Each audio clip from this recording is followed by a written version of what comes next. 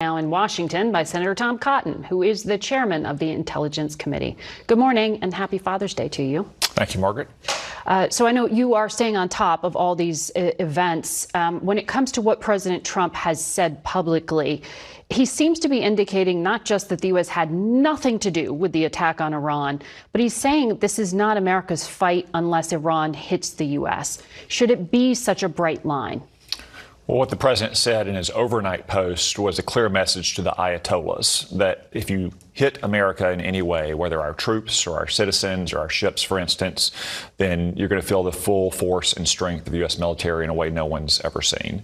That's a clear deterrent message, setting aside the threat that the nuclear program poses to Israel and to the United States, because let's remember, the Iranian regime has been terrorizing Americans. It's killed thousands of Americans. It's taken them hostage. It still chants death to America. And it's building missiles that can strike not just our troops or our friends in the region, but soon enough here in the United States as well. And that's why President Trump has been consistent for his 10 years in political life, that we cannot allow Iran to have a nuclear weapon. We cannot allow them to have a path to a nuclear weapon with uranium enrichment. That's the deal that he was trying to negotiate for the last 2 months. But as he said early last week, Iran was simply too stubborn. They weren't willing to come to the table and negotiate.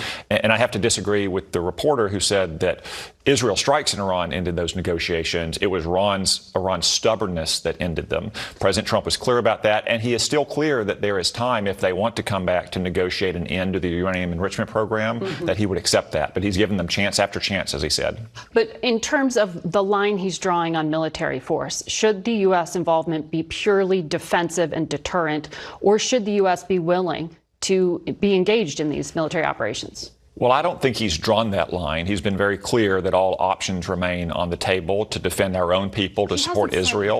But he said that for 10 years, and he said it for months leading up to this moment. He said that Iran can make a deal and live happily without death, or there will be bombing. So I think he's appropriately kept all options on the table. He made clear in the early days of this conflict on Thursday night and Friday morning that we back Israel to the hilt. There's almost 700,000 Americans in Israel at any time, so of course we're going to protect Israel, and that we have the best military technology in the world. And he said that he has proudly provided Israel with those weapons, both in his first term and in this term as well. So we back Israel to the hilt all the way, but he's appropriately keeping all options on the table. But he's emphasizing again and again, this isn't us. This isn't America. This isn't an American operation. So far in this operation, we have not been involved in offensive strikes. We've been involved in other ways through our provision of Israel with weapons over the years, or our defense of Israel and its citizens and our citizens in Israel. Now, he has said his objective remains the same, which is Iran's nuclear disarmament.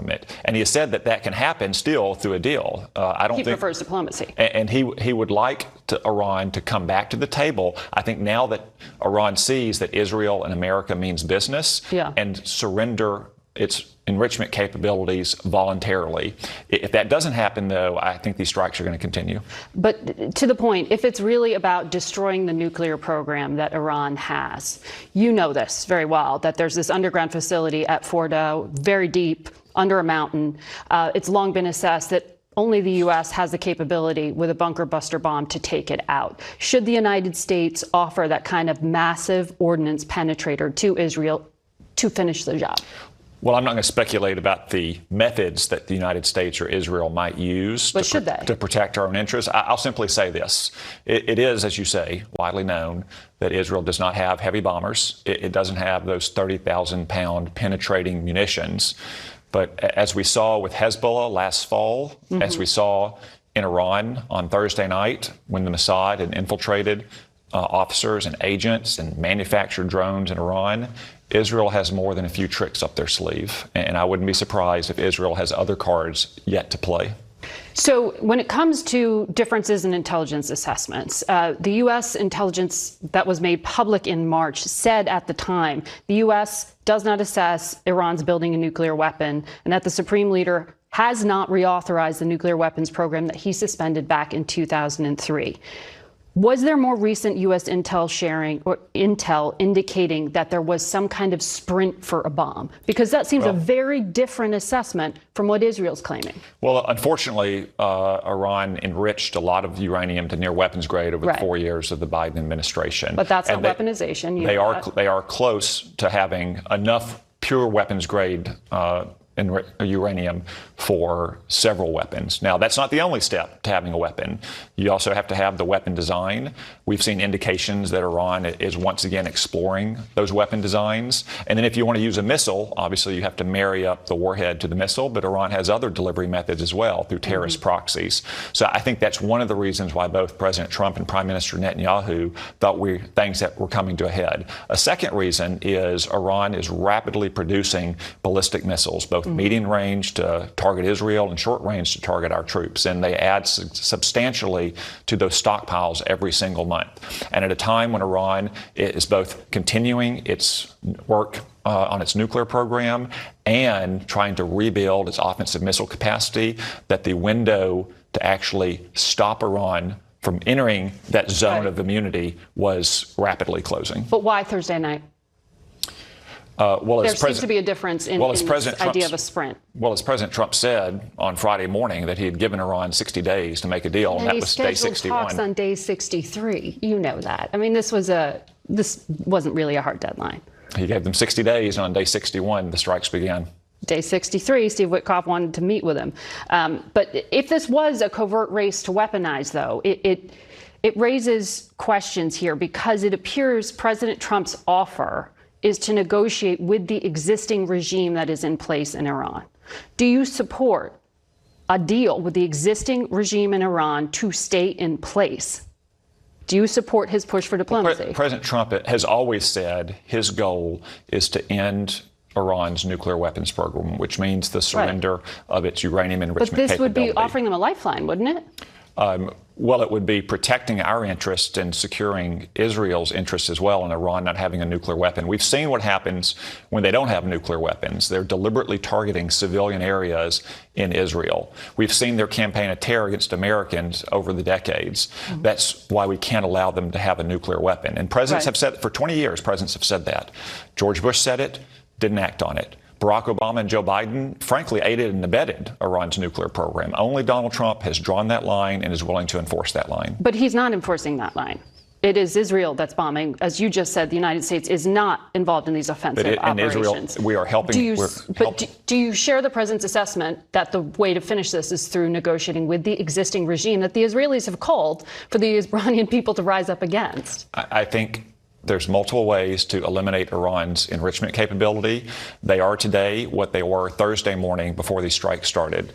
As the president has said repeatedly, they can make a deal or there's going to be bombing. I want to move to some domestic issues, but very quickly, I know in the past you have said that former officials who have a direct threat against them from Iran should continue to receive security. President Trump pulled it.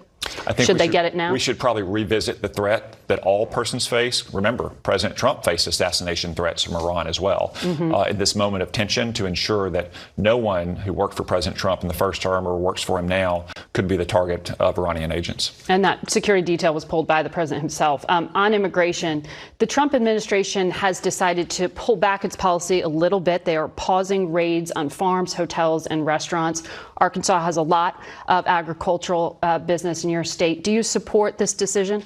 No, I think we need to have robust worksite enforcement. I don't think ICE is going to show up at one or two restaurants where they have an illegal migrant working. Usually it's unscrupulous employers who have large numbers of illegal immigrants working in their work sites. And whatever work site it is, whatever industry it is, ICE has to be able to go and enforce our immigration laws and remove illegal immigrants. But the president has pulled back from that. That was the change in policy this week when it came to farms. I don't think we should pull back on any kind of enforcement at all. I think worksite enforcement in all industries needs to be able to move forward. And I think ICE agents on the front lines need the support of political leadership. And you would want more enforcement, including in manufacturing, including in construction, where it could impact the economy. We should not declare any industry or any work site that uses large numbers of illegal immigrants off limits for enforcement of federal law. I also want to ask you about the enforcement to date. As you know, there has been outcry. We've seen protests across the country because of the enforcement policies. You wrote an op-ed supporting President Trump's decision to send in federalized National Guard troops and active duty Marines to California. You referred to it as the threat from the radical left, an overwhelming show of force to end the riots, and talked about communities being terrorized. Given the amount of tension in the country right now, is that really the language to use? Yes, when you see left-wing street militias who are throwing bricks and frozen water bottles at police officers and shooting them with fireworks, and unfortunately you have mayors and governors in some places that won't allow police to maintain order, the next step is to call in the National Guard. And if the governor won't call in the National Guard, then the president has to federalize them. We always hope that the local police are allowed to do their job and have sufficient numbers to do their job to maintain order and protect innocent life and property. But if they can't or they're not allowed to, the National Guard has to be on scene to restore civil order. LAPD says they were handling when things turned violent yesterday. They fired rubber bullets, but they said they had it under control. The LA police chief said last weekend that his forces were overwhelmed and they couldn't manage the situation. Senator Cotton, thank you very much for your time today. Face the Nation will be back.